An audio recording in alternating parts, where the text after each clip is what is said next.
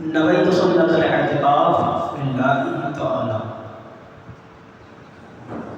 حدیث پاک میں ہے من صلی علیہ او سارا لی الوسیلۃ ترکت علیہ شفاعتی یوم القیامہ، کلمہ جس نے مجھ پر درود شریف پڑھا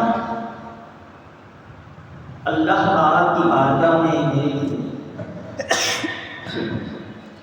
میرے لیے وسیلے کی دعا کی، قیامت کے دن اس پر میری شفاعت ثابت ہوگی۔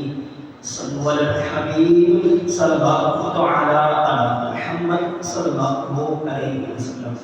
قال اللہ تبارک و تعالی فی القرآن الکریم، اللہ پاک قرآن کریم میں فرماتا ہے وَكُلُوا مِمَّا رَزَقَكُمُ اللَّهُ حَلَالًا طَيِّبًا وَاتَّقُوا اللَّهَ الَّذِي أَنْتُمْ بِهِ مُؤْمِنُونَ۔ صدق اللہ العظیم وصدق رسولہ النبی الکریم صلی اللہ علیہ وسلم۔ ترجمہ، اور جو کچھ تمہیں اللہ نے حلال پاکیزہ رزق دیا ہے اس میں سے کھاؤ اور اس اللہ سے ڈرو جس پر تم ایمان رکھنے والے ہو۔ پیارے اسلامی بھائیو، ہم نے سورہ مائدہ آیت نمبر 88 سننے کی سعادت حاصل کی۔ اس آیت کریمہ میں اللہ پاک نے حلال اور طیب یعنی پاکیزہ کھانے کا حکم دیا ہے۔ ارشاد ہوتا ہے وَكُلُوا مِمَّا رَزَقَكُمُ اللَّهُ حَلَالًا طَيِّبًا وَاتَّقُوا اللَّهَ الَّذِي أَنْتُمْ بِهِ مُؤْمِنُونَ۔ اور جو کچھ تمہیں اللہ نے حلال پاکیزہ رزق دیا ہے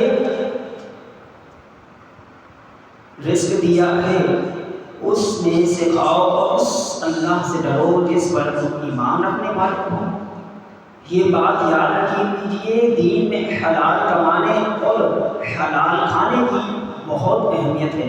ترقی ہو یا تنزل، دونوں کی ابتدا رزق سے ہی ہوتی ہے۔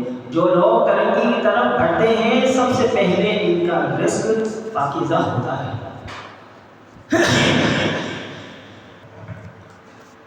سب سے پہلے ان کا رزق پاکیزہ ہوتا ہے۔ اس کی برکت سے دل روشن ہوتے ہیں، اس کی برکت سے اخلاق سنورتے ہیں، عبادت میں دل لگتا ہے، پھر اخلاقی درستگی کی برکت سے کوئی قوم ترقی کر جاتی ہے۔ اسی طرح جو لوگ تنزلی کے کڑے میں گرتے ہیں وہ بھی یکدم نہیں گرتے، پہلے رزق میں ملاوٹ آتی ہے، حرام کمائیاں ہوتی ہے، اس کی نحوست سے دل گندے ہو جاتے ہیں، دل سیاہ ہو جائے تو اخلاق بھی بگڑ جاتے ہیں، عادت بھی تباہ ہو جاتی ہے، پھر اسی کی یہ نحوست ظاہر ہوتی ہے کہ پورا معاشرہ بگڑتا ہے اور پوری قوم تنزلی کا شکار ہو جاتی ہے۔ الغرض بنیادی رزق ہے، بنیاد رزق ہے، ہم حلال کھائیں گے تو اس کا نتیجہ اچھا نکلے گا، حرام کی طرف بڑھیں گے تو اس کا نتیجہ تباہی و بربادی نکلے گا۔ حضرت عمر بن صالح رحمۃ اللہ علیہ فرماتے ہیں ایک مرتبہ حضرت امام احمد بن حنبل رحمۃ اللہ علیہ کی خدمت میں حاضر ہوا، میں نے پوچھا اے امام، اللہ پاک آپ پر رحم فرمائے، دل نرم کیسے ہوتے ہیں؟ یہ سوال سن کر امام احمد بن حنبل رحمۃ اللہ علیہ نے سر مبارک جھکا دیا، کچھ دیر بعد سر اٹھا کر فرمایا بیٹا حلال مال دل کو نرم کرتا ہے۔ حضرت عمر بن صالح فرماتے ہیں اپنے سوال کا جواب سن کر میں واپس آ گیا، راستے میں مجھے حضرت بشیر حافظ رحمۃ اللہ علیہ نے ان سے پوچھا علی جان دل نرم کیسے ہوتے ہیں؟ فرمایا اللہ پاک کے نزدیک، اللہ پاک کے ذکر سے۔ میں نے عرض کی کیا امام احمد بن حنبل رحمۃ اللہ علیہ کی خدمت میں حاضر ہوا تھا؟ اتنا سنتے ہی حضرت بشیر حافظ رحمۃ اللہ علیہ نے خوشی سے فرمایا واہ کیا بات ہے، انہوں نے تمہیں کیا بتایا؟ میں نے عرض کی کیا امام احمد بن حنبل رحمۃ اللہ علیہ فرماتے ہیں حلال کھانے سے دل نرم ہوتا ہے؟ فرمایا امام نے اصل بنیاد بتائی، یعنی اصل یہی ہے کہ دل رزق حلال ہی سے نرم ہوتا ہے۔ حضرت عمر بن صالح رحمۃ اللہ علیہ فرماتے ہیں پھر میری ملاقات حضرت وہاب بن ابو الحسن رحمۃ اللہ علیہ سے ہوئی۔ میں نے ان سے بھی وہی سوال پوچھا، انہوں نے بھی فرمایا اللہ پاک کی ذکر سے دل نرم ہوتا ہے۔ میں نے عرض کی یا میں امام احمد بن حنبل رحمۃ اللہ علیہ کی خدمت میں حاضر ہوا تھا، اتنا سنتے ہی ان کا چہرہ خوشی سے کھل اٹھا۔ فرمایا امام احمد رحمۃ اللہ علیہ نے تمہیں کیا جواب دیا؟ میں نے عرض کیا امام صاحب فرماتے ہیں دل کی نرمی رزق حلال میں ہے۔ حضرت عبد الوہاب رحمۃ اللہ علیہ نے بھی وہی بات کہی۔ فرمایا امام صاحب نے اصل بنیاد بتائی ہے، واقعی حلال کھانے کے بغیر دل ہرگز صاف نہیں ہو سکتا۔ پیارے اسلامی بھائیوں، غور فرمائیے، تین اولیاء کرام کی گواہی ہے کہ دل کی نرمی اور صفائی کے لیے سب سے اہم چیز حلال کھانا ہے۔ اس سے پتہ چلا بندے کا کھانا پینا حرام ہو، اس کے پیٹ میں حرام غذا اتری ہو تو وہ چاہے کتنی مرضی ریاضتیں کر لے، جتنی چاہے عبادتیں کر لے، اس کے لیے دل کی سیاسی نہیں گزر سکتی۔ کھانا حلال ہوگا تبھی عبادت اثر کرے گی، نماز کی برکتیں بھی تبھی ظاہر ہوگی، تلاوت کا فیضان بھی تبھی دل میں اترے گا، تبھی دل پاک ہوگا، تبھی اخلاق سنوریں گے۔ حضرت زہیر بن منبح رحمۃ اللہ علیہ سے روایت ہے، ایک مرتبہ بنی اسرائیل نے اپنے نبی حضرت شعیع علیہ السلام کی خدمت میں عرض کیا، ہم نمازیں پڑھتے ہیں مگر نماز ہمارے دل کا نور بڑھاتی، ہم زکوٰۃ دیتے ہیں اس کی برکت ظاہر نہیں ہوتی۔ ہم نماز ہمارے دل کا نور نہیں بڑھاتی، ہم زکوٰۃ دیتے ہیں اس کی برکتیں ظاہر نہیں ہوتی، ہم پھوٹ پڑھ کر روتے ہیں اس کے باوجود ہماری دعائیں سنی نہیں جاتی۔ بنی اسرائیل کی اس شکایت کے جواب میں اللہ پاک نے فرمایا کیف الامور صلاتهم وقلوبهم صافیات الی الدنیا، یعنی میں ان کی نماز کو پرانی کیسے بناؤں جبکہ ان کے دل دنیا میں بسے ہوئے ہیں۔ کیف اقبلوا صیامهم وهم یتقون وعلیہم طاعۃ الحرام، میں ان کے روزے کیسے قبول کروں جبکہ یہ روزے کی طاقت لوگ حرام سے لیتے ہیں۔ اللہ اکبر۔ پیارے اسلامی بھائیوں، روزے کی عبادت کا دروازہ قرار دیا گیا ہے۔ اگر آدمی روزے پر روزے رکھے مگر حلال نہ کھائے تو روزے بھی دل نہیں چمکاتا۔ پتہ چلا حلال کھانا انتہائی ضروری ہے۔ ایک بہت بڑے اور مشہور معروف ولی اللہ ہوئے ہیں حضرت ابراہیم بن ادہم رحمۃ اللہ علیہ، آپ نے اپنی زندگی کا کافی حصہ سفر میں گزارا۔ فرماتے ہیں ایک مرتبہ میں نے بیت المقدس یعنی مسجد اقصی میں رات گزاری۔ میں نے دیکھا رات کے کسی پہر وہاں دو فرشتے آئے، ان میں سے ایک فرشتے نے دوسرے سے کہا یہاں کون انسان ہے؟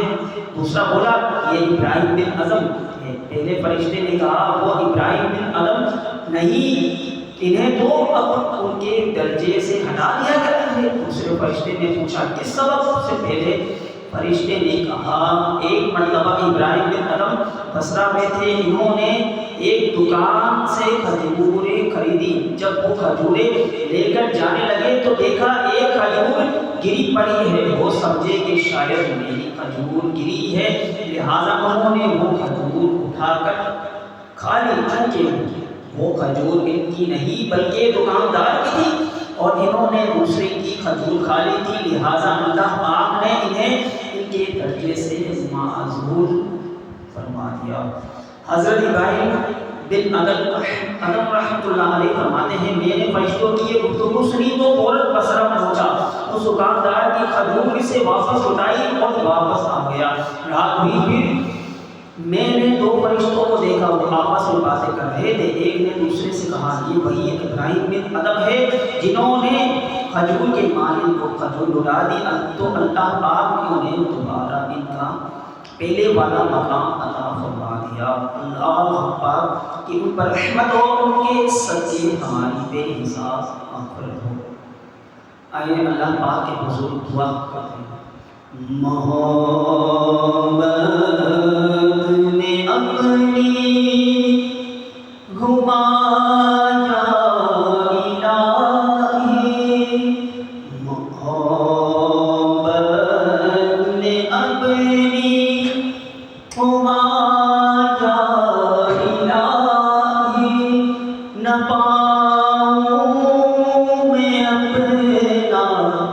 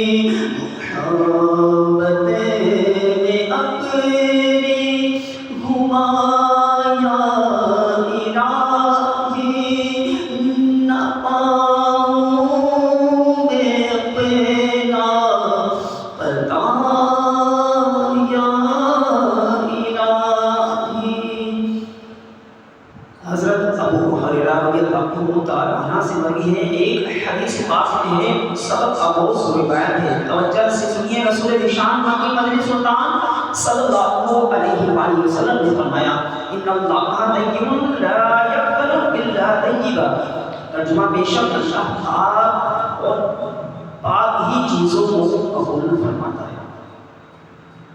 اللہ پاک ہے اور پاک ہی چیزوں کو قبول فرماتا ہے۔ وَأَنَّ اللَّهَ وَالْمُؤْمِنِينَ بِمَا أَمَرَ بِهِ الْمُرْسَلِينَ، بے شک اللہ پاک نے مسلمانوں کو بھی اسی بات کا حکم دیا ہے، اس بات کا حکم رسولوں کو دیا ہے۔ یعنی یہ حکم ایسا اعلیٰ ایسا اہم ہے کہ اللہ پاک نے اسی میں انبیاء کرام علیہ السلام کے ساتھ عوام کو بھی شریک فرمایا ہے۔ حکم کیا ہے؟ اللہ پاک نے رسولوں کو حکم دیا یا ایھا الرسول کلوا من الطیبات واعملوا، اے رسولوں پاکیزہ چیزیں، واعملوا صالحا، اے رسولوں پاکیزہ چیزیں کھاؤ اور اچھا کام کرو۔ بالکل یہی حکم باقی مسلمانوں کو بھی دیا، فرمایا یا ایھا الذین آمنوا کلوا من طیبات ما رزقناکم، ایمان والو ہماری دی ہوئی ستھری چیزیں کھاؤ۔